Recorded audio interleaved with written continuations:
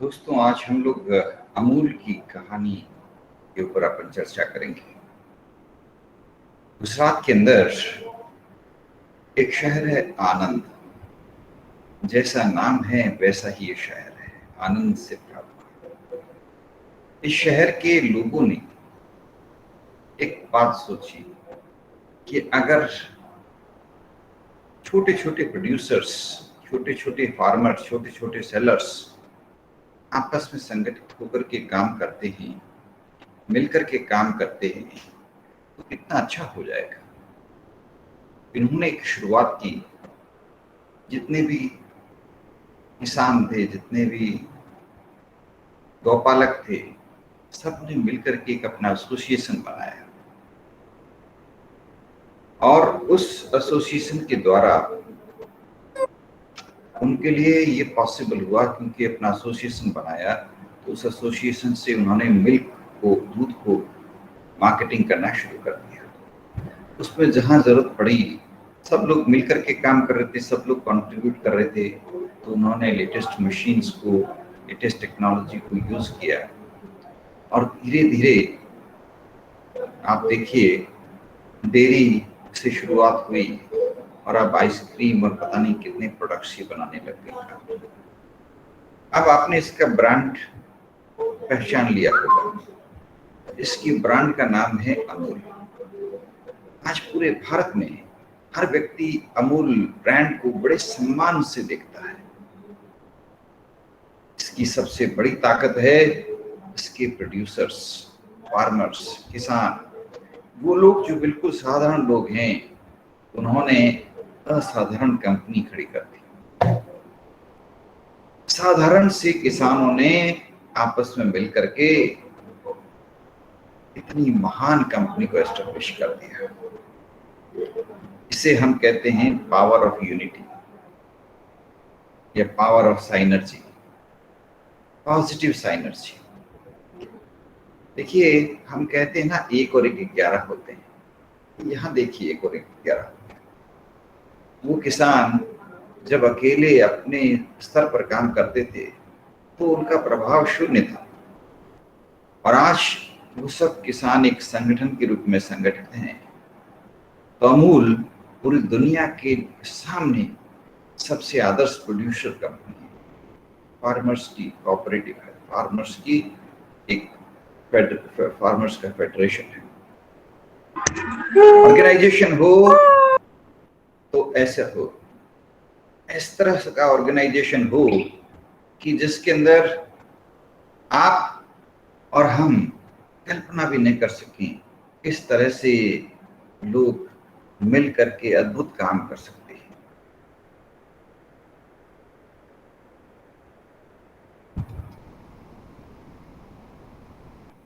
तो हमें इस तरह के लोगों से, इस तरह की कहानियों से प्रेरणा लेने की जरूरत है। अमूल की कहानी क्या बताती है कि एक साधारण सा किसान जब पहले अपने खेत में दूध बेचा करता था, तब उसके पास कोई मार्जिन नहीं था, कोई साधन नहीं थे, कोई टेक्नोलॉजी नहीं थी। लेकिन वही किसान दूसरे किसानों के साथ में मिल करके जब इसको ऑर्गेनाइज्ड फॉर्मेट में बेचने लग गया, डेयरी के रूप में एक ब्रांड बना करके, तो अमूल ब्रांड बन गई, जो भारत की सबसे शानदार ब्रांड है। हमारी भारत की अपनी ब्रांड है, सबसे शानदार ब्रांड।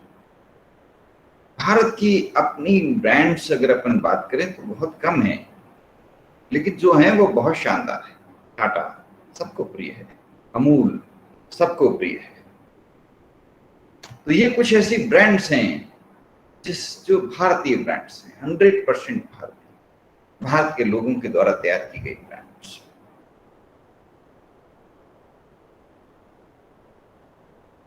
लेकिन इन ब्रांड्स का, ये ब्रांड्स भारत के लोगों के द्वारा तैयार की गई है, भारत के लोगों के द्वारा एस्टेब्लिश की गई है। इन ब्रांड्स की सबसे बड़ी बात क्या है दोस्तों? ये वो ब्रांड्स हैं जो पूरी तरह से भारत के अंदर ही जिसका रोटेशन होता है, भारत के अंदर ही जिसके पैसा रोटेट होता है। आज आप अमूल का कोई प्रोडक्ट खरीदते हैं तो अब मान लीजिए एक प्रोडक्ट आपने खरीदा अमूल का 100 रुपए में, तो जो 100 रुपए आपने पेमेंट किए, उस 100 रुपए में से मान लीजिए 80 रुपए अमूल कंपनी को पहुंचे, क्योंकि बीच में डिस्ट्रीब्यूटर्स, रिटेलर्स का भी प्रॉफिट होता है कुछ। तो 80 रुपए अमूल के पास गए, उस 80 रुपए में से मान लीजिए 30 रुपए या 20 रुपए अमूल का प्रॉफिट है, तो वो प्रॉफिट किसके पास जा रहा है? वो उन किसानों के पास जा रहा है जिन्होंने अमूल को खड़ा किया है। यानी पैसा रोटेट होकर के भारत के अंदर ही भारत के गरीब किसानों तक पहुंच रहा है। तो इस तरह के ब्रांड्स को अगर आप सपोर्ट करते हैं, इस तरह के ब्रांड्स के आप प्रोडक्ट्स खरीदते हैं, तो आप अपने देश को सहारा दे रहे हैं, अपने देश के किसानों की मदद कर रहे हैं, अपने देश के लोगों की मदद कर रहे हैं। और आपको एक फक्र भी होना चाहिए कि हमारे देश के लोगों ने इतनी खूबसूरत ब्रांड एस्टेब्लिश की। हम लोग ये चाहते हैं कि आप लोग भी आने वाले समय में इस तरह की खूबसूरत ब्रांड्स को एस्टेब्लिश करें, ऑर्गेनाइज्ड बिजनेस करें, ऑर्गेनाइज्ड वे में अपना काम करें और पूरी दुनिया के सामने एक मिसाल स्थापित करें। कितना आनंद आया। आज हम जहां पर भी जाते हैं हमें मोस्टली विदेशी ब्रांड्स नजर आते हैं, लेकिन जैसे जैसे आपकी पीढ़ी आगे आएगी, आपकी पीढ़ी से उम्मीद है आप लोग भारतीय ब्रांड्स को आगे लाएंगे और वो भारतीय ब्रांड्स पहले पूरे भारत में लोकप्रिय होगी और बाद में पूरी दुनिया में लोकप्रिय हो जाएगी। तो उससे हमारे देश को फायदा मिलेगा, पहला। और दूसरा, that will give tremendous benefit to you as an entrepreneur. आप लोग भी एक एंटरप्रेन्योर के रूप में अपनी स्किल्स डेवलप कर सकते हैं। After your studies you have many options. You can go for a job or you can create your own brand. The advantage of the brand is invisible. Brand के फायदे नजर नहीं आते, लेकिन ब्रांड्स में आप इन्वेस्ट करते हो लॉन्ग टर्म में, ब्रांड बहुत बड़ा फायदा देता है आपको। You along with your next followers, your family members, your relatives, जो सब लोग आपके साथ जुड़ करके इस ब्रांड को मजबूत बनाने के लिए प्रयास करते हैं, उनको ये ब्रांड बनाने का फायदा अगले 10 साल, 20 साल, 50 साल, 100 साल तक मिल सकता है। So when you create a brand, you are creating a bright future for yourself. When you work hard, rewards will obviously be there. When you work hard, rewards will obviously be there. And those rewards will always help you tremendously. Hard work is always rewarding experience. When you work hard, you are able to create reward for yourself. You are creating benefits for yourself. मेहनत का कोई substitute नहीं है दुनिया में. There is no substitute to hard work. अभी हम सब ने सोशल मीडिया पे रानी रामपाल की कहानी देखी। एक साधारण सी लड़की जिसके पास में चप्पल, जूते तक नहीं थे और हॉकी खेलना चाहती थी, लेकिन हॉकी खरीदने के लिए पैसे नहीं थे। टूटी हुई कहीं से हॉकी मिल गई उसको, एक टूटी हुई हॉकी। उस टूटी हुई हॉकी से उसने अपना प्रैक्टिस शुरू किया और उसके बाद जैसे जैसे वो आगे सीखती गई, आगे बढ़ती गई, रिक्वेस्ट करती, कभी हॉकी के कोच को रिक्वेस्ट करती, कभी अपने पेरेंट्स को रिक्वेस्ट करती कि मुझे हॉकी खेलने की परमिशन दो, मुझे हॉकी खेलने का मौका दो। धीरे धीरे वो लड़की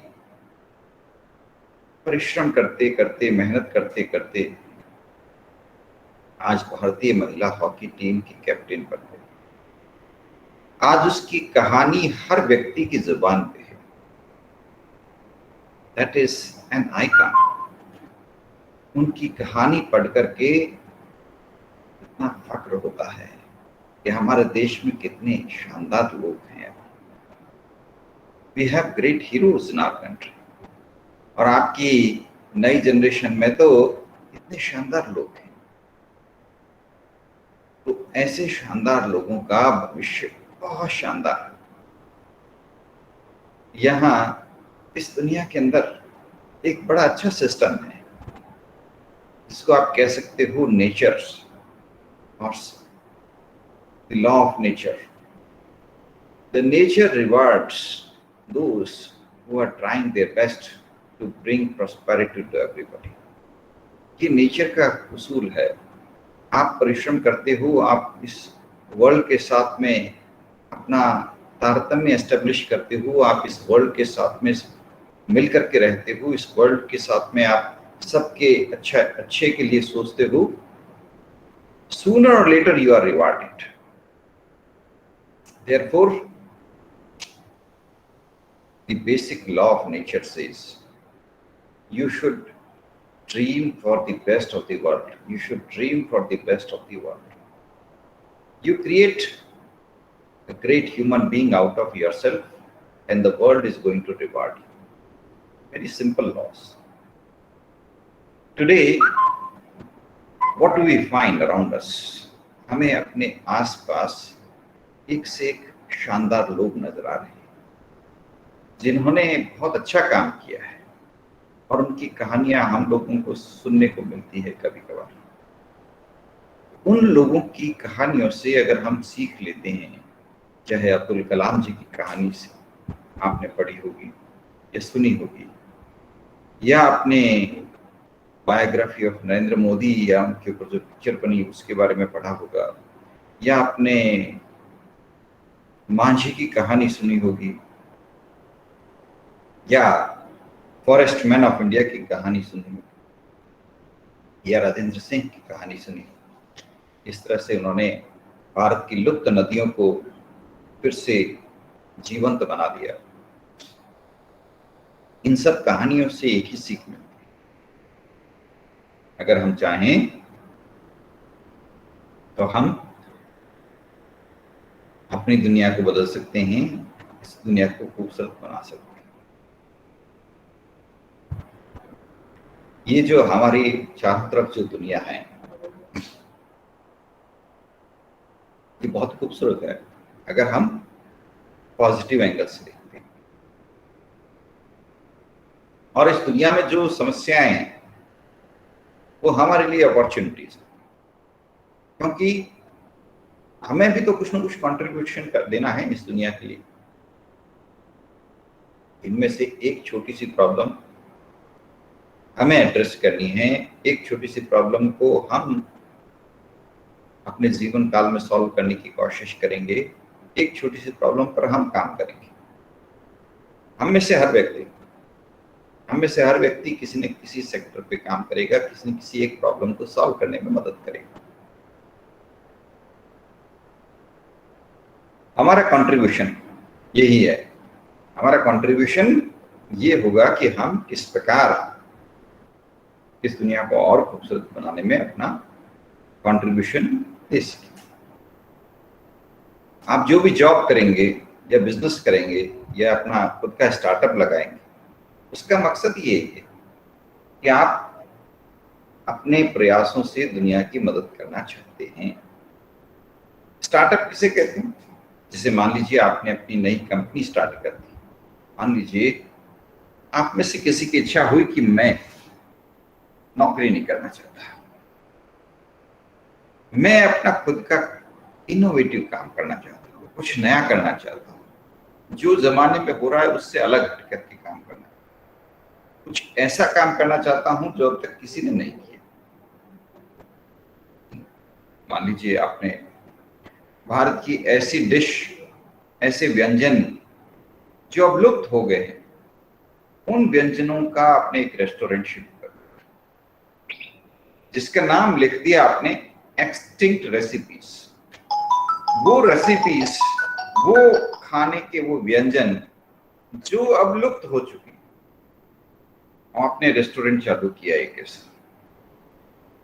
अब इस तरह के रेस्टोरेंट के बारे में सबके मन में क्यूरियोसिटी होगी।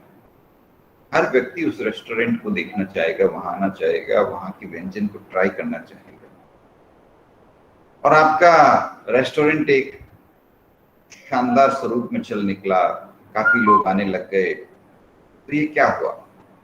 ये आपका स्टार्टअप हो गया, ये आपका एक स्टार्टअप हो गया, ये आपका खुद का बिजनेस हो गया। अब इसमें और जॉब में क्या फर्क है? जॉब में आप कहीं सर्विस करते, नौकरी करते, जहां सारी क्रिएटिविटी, इनोवेटिवनेस सब कुछ कंपनी के मालिक ने किया, आपका कोई क्रिएटिविटी नहीं। आपको तो वहां पे जो काम दे दिया वो आपको करना है। मान लीजिए आपका काम वहां पे रिसेप्शन में बैठना है, आप रिसेप्शन पे बैठ रहे हो, या मान लीजिए आपका काम है मार्केटिंग करना या सेलिंग करना या ऑनलाइन डिजिटल मार्केटिंग करके प्रमोट करना, या आपका काम है कुक, रसोइये के रूप में काम करना, कुक के रूप में काम करना, तो वो काम आप करोगे। लेकिन जब आप अपना खुद का एंटरप्राइज शुरू करते हो तो आप क्या करते हो? आप जॉब पे दूसरे लोगों को रखते हो, लेकिन सबसे इंपॉर्टेंट काम आपका रहता है उस बिजनेस का पूरा प्लान अपने माइंड में बनाना। क्या आप बिजनेस करोगे, कैसे करोगे, उस प्लान को लिख करके तैयार करना, उस प्लान पे दूसरे लोगों से डिस्कस करना, उस प्लान को एग्जीक्यूट करना। हो सकता है आपको प्रॉफिट हो सकता है नहीं हो। शुरू के कुछ वर्षों में तो लॉस के ज्यादा चांस है। हो सकता है आपको बहुत नुकसान हो सकता है आपको प्रॉफिट हो सकता है आपको नुकसान हो सकता है आपकी पूरी जमा पूंजी ब्लॉक हो जाए, हो सकता है ना। तो इससे स्टार्टअप कहते हैं। आज स्टार्टअप की का जमाना है, स्टार्टअप में रिस्क भी बहुत है, लॉस की संभावना बहुत ज्यादा है, प्रॉफिट की संभावना बहुत कम है। लेकिन फिर भी आज की नई युवा पीढ़ी, जिसे मैं कहूंगा आपकी पीढ़ी की पहली चॉइस कोई पूछता है तो क्या है? स्टार्टअप। मैं जब आपकी उम्र के युवाओं से बात करता हूं कि what do you want to do, तो सीधा सा उनका जवाब आता है, I want to set up my own startup, I want to create my own startup. मैं अपना खुद का स्टार्टअप शुरू करना चाहता हूं। They reply very clearly, very boldly, very confidently. आपकी पीढ़ी के युवा लोग अपना स्टार्टअप शुरू करना चाह रहे हैं। क्यों? क्योंकि जॉब में आपके हाथ बंधे हैं, स्टार्टअप में आपकी क्रिएटिविटी, आपकी इनोवेटिवनेस, आपके पास कोई लिमिट नहीं है। आप जो चाहें वो इनोवेशन कर सकते हैं। और अगर आप क्रिएटिव ह्यूमन बीइंग हैं, अगर आप वाकई इनोवेटिव ह्यूमन बीइंग हैं, तो आपकी क्रिएटिविटी और इनोवेशन से स्टार्टअप के सेक्टर में जबरदस्त काम हो सकता है। स्टार्टअप में आप जितनी मेहनत करेंगे, जितना इनोवेशन करेंगे, उसी हिसाब से आपके रिवार्ड मिलेंगे। आपके रिवार्ड अनलिमिटेड हैं, क्योंकि आप स्टार्टअप में अपनी क्रिएटिविटी को डाल रहे हैं, अपनी इनोवेटिवनेस को डाल रहे हैं। आप इनोवेशन करिए, नया कुछ करिए और आप देखिए स्टार्टअप के लिए पैसा कहां से लाते हैं। आज सबके दिमाग में ये प्रश्न होता है, यार बिजनेस करना चाहते हैं, I want to do startup, I want to become entrepreneur, I want to start my own startup, but how to bring money, पैसा कहां से लाएं। तो आज इंक्यूबेशन सेंटर्स पूरे भारत में खुले हुए हैं, हर शहर में इंक्यूबेशन सेंटर्स हैं। आप उन इंक्यूबेशन सेंटर पे जाइए, अपने बिजनेस को, स्टार्टअप को रजिस्टर करवाइए, you get some financial support. Government of India की तरफ से कुछ फाइनेंशियल सपोर्ट है। और उसके बाद इंक्यूबेशन सेंटर आपको कनेक्ट करता है इन्वेस्टर्स से। एंजल इन्वेस्टर्स हुआ करते हैं। एंजल इन्वेस्टर्स वो लोग होते हैं जो आपके बिजनेस में पैसा इन्वेस्ट करते हैं। आपको कहते हैं you go ahead, do the business, we will arrange the finance for business. वो आपको कहते हैं कि आप बिजनेस को आगे बढ़ाओ, हम पैसा देंगे, हम इन्वेस्ट करेंगे। तो आपकी हेडेक खत्म, आप पूरे तरह से बिजनेस को फोकस करिए। और वो आपकी हेल्प करते हैं बिजनेस के लिए पैसा इकट्ठा करने में। इसलिए उनको हम क्या बोलते हैं? एंजल्स, एंजल्स का हिंदी में अर्थ होता है एक देवी, एक देवदूत। तो एंजल हकीकत में वो लोग हैं जो आपकी मदद करने के लिए आगे आते हैं। इसी तरह वेंचर कैपिटलिस्ट, जब आपका बिजनेस थोड़ा बड़ा होता है, थोड़ा सा स्केल अप होने लग जाता है, आप उसको बढ़ाना चाहते हो, फैलाना चाहते हो, नेशनल लेवल पे ले जाना चाहते हो, तो वेंचर कैपिटलिस्ट वो आपको पैसा देंगे, आपके बिजनेस में पैसा इन्वेस्ट करेंगे। जब आप अपने बिजनेस को आगे बढ़ाते जाते हो ना, वैसे वैसे आपको और लोग मिलते जाते हैं जो पैसा इन्वेस्ट करते जाते हैं। शुरू शुरू में कौन मिला? एंजल। फिर कौन मिला? Venture capital. उसके बाद कौन मिल सकते हैं? उसके बाद हो सकता है आपको प्राइवेट इक्विटी वाले मिल जाएंगे, हो सकता है आप आईपीओ के लिए चले जाएं, पब्लिक इश्यू के लिए, जिससे पूरी दुनिया आपकी कंपनी में इन्वेस्ट करने लग जाए, राइट। तो ये सारे ऑप्शंस आपके पास में आने शुरू हो जाते हैं। जैसे ही आपके बिजनेस का स्केल बढ़ जाता है, आपका बिजनेस बहुत बड़े स्केल पे बनता जाता है, आपको पैसा मिलने लग जाता है, फाइनेंसर्स मिलने लग जाते हैं, मार्केटिंग करने वाले लोग मिलने लग जाते हैं, ब्रांडिंग करने वाले लोग मिल जाते हैं, आपके बिजनेस को बड़े स्केल का जो फायदा है वो मिलने लग जाता है। जो मैंने आपसे बोला ना शुरुआत में, 1 और 1 11 होते हैं, तो वो 11 करने के लिए तो आप अकेले हो, आपको और साथी कहाँ से मिलेंगे? तो और साथियों को इकट्ठा करने के लिए आप क्या करोगे? इस तरह से बिजनेस को प्लान करोगे, इस तरह से बिजनेस को आगे बढ़ाओगे। इससे क्या होगा? तो बिजनेस बढ़ेगा। More and more people will invest into your business, more and more people would love your business, and your business will grow manifold, right? और इस तरह आपका स्टार्टअप एक सक्सेसफुल स्टार्टअप के रूप में पहचाना जाएगा। देखिए, स्टार्टअप्स क्या करते हैं? आपने एक नई ब्रांड एस्टेब्लिश की। जब भी अपन कौन सी ब्रांड की बात कर रहे थे? अभी हम बात कर रहे थे, मान लीजिए हमने बात की थी एक्सटिंक्ट रेसिपीज। एक्सटिंक्ट रेसिपीज, मान लीजिए आपने एक नई ब्रांड एस्टेब्लिश की, ये एक नई ब्रांड आपने बनाई एक्सटिंक्ट रेसिपीज नाम से। और इसमें क्या किया आपने? वो रेसिपीज यानी वो व्यंजन आपने परोसने शुरू किए जो जिनकी रेसिपी बहुत पुरानी है और अब मिलनी ही बंद हो गई, अब लोग भूल गए हैं। तो एक्सटिंक्ट रेसिपीज नाम से आपने एक रेस्टोरेंट खोला और उस रेस्टोरेंट को आपने पॉपुलराइज कराया। अब आपकी ब्रांड बन गई, पहचान बन गई मान लो। अब आपके पास देखिए फायदे कितने हैं। इस ब्रांड को आप फ्रेंचाइजी के रूप में दे सकते हैं। फ्रेंचाइजी से मतलब क्या? ब्रांड आपकी, आप एक सिटी में आप अपना चला रहे हो, लेकिन आपने मान लो अपना रेस्टोरेंट खोल रखा है यहाँ पे जयपुर में, लेकिन आपके पास राइट्स हैं, आप इस ब्रांड को जहां चाहे फैला सकते हो। तो मान लीजिए कोई चेन्नई में रहने वाला व्यक्ति आपके पास आता है, बोलता है मुझे आपका ब्रांड लाइसेंस दे दो, मैं चेन्नई में ब्रांच खोलना चाहता हूँ।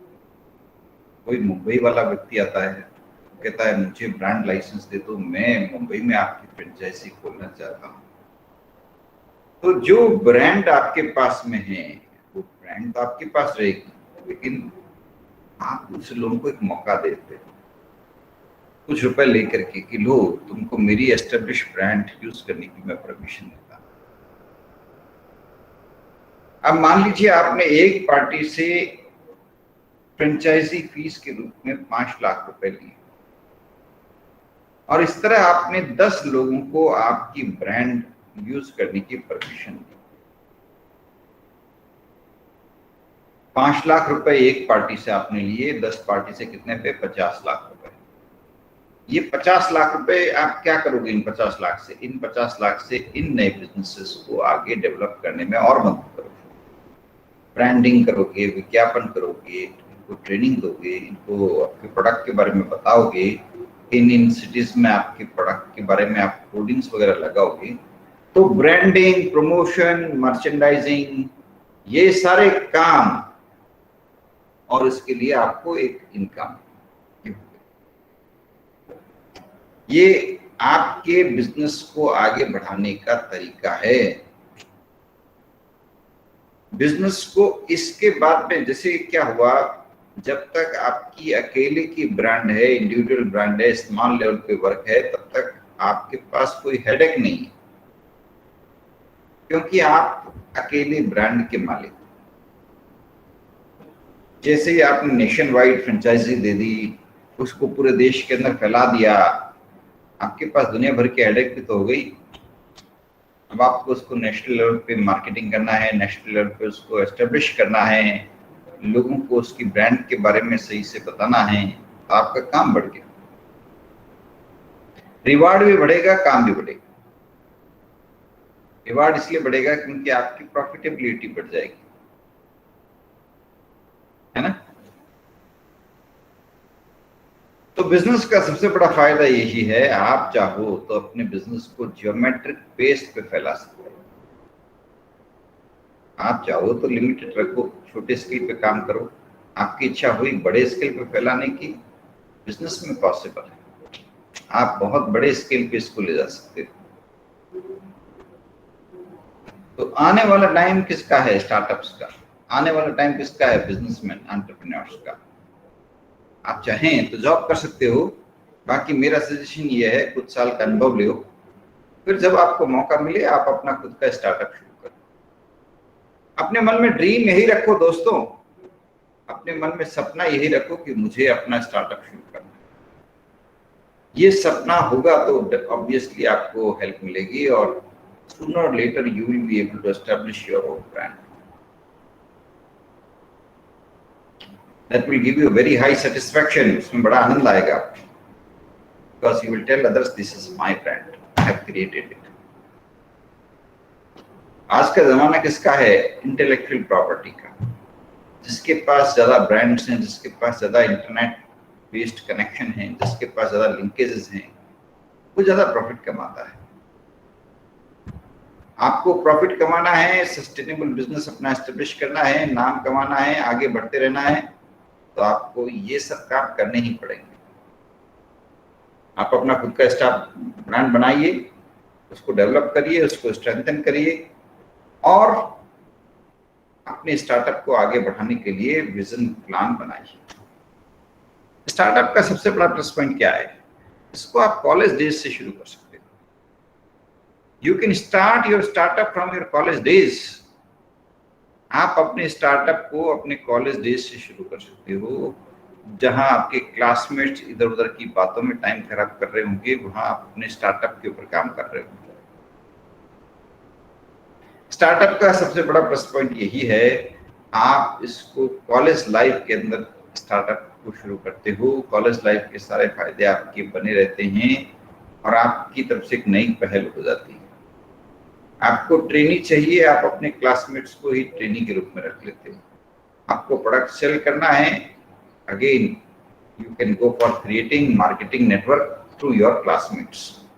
आप अपने क्लासमेट्स को अपने ही प्रोजेक्ट के अंदर, अपने ही स्टार्टअप के अंदर इंटर्न के रूप में रख सकते हो, और इस तरह से आप उनकी भी मदद कर रहे हो, उनको ट्रेनिंग दे रहे हो, उनको एक्सपोजर दे रहे हो, और आपके बिजनेस की कॉस्ट को भी रिड्यूस कर रहे हो।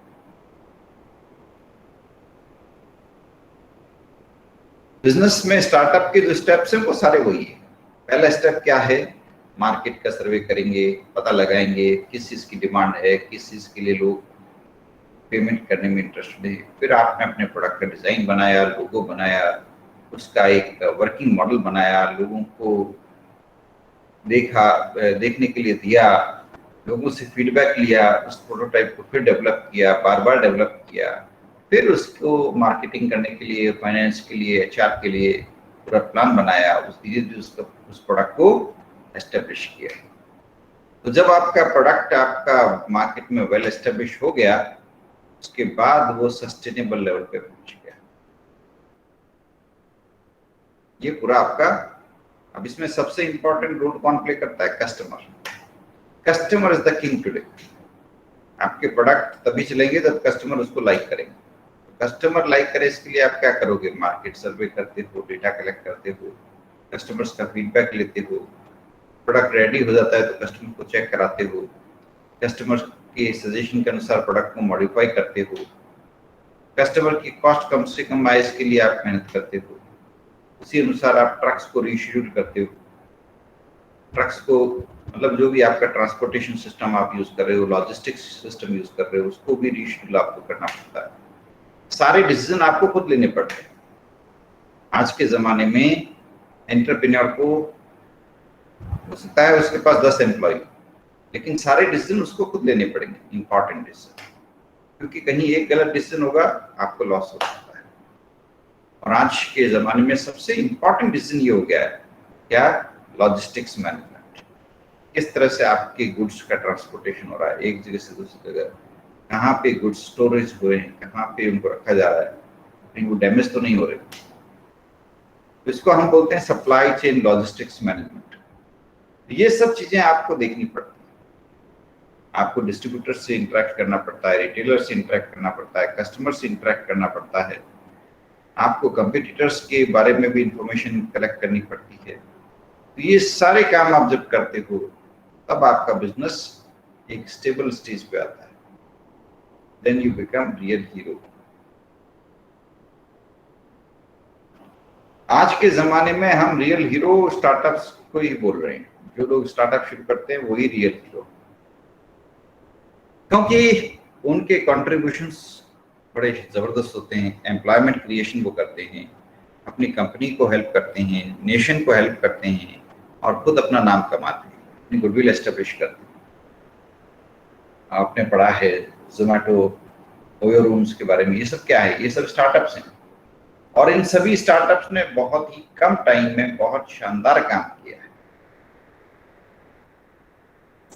तो इनसे आपको हमको सबको प्रेरणा लेनी चाहिए। इनकी कहानियां हम लोग डिस्कस करेंगे अगली क्लासेस में। हम आपके साथ में कुछ स्टार्टअप की कहानियां डिस्कस करेंगे और उन कहानियों से प्रेरणा लेने की कोशिश करेंगे कि किस तरह से हम एक बेहतरीन एंटरप्रेन्योर बन सकते हैं।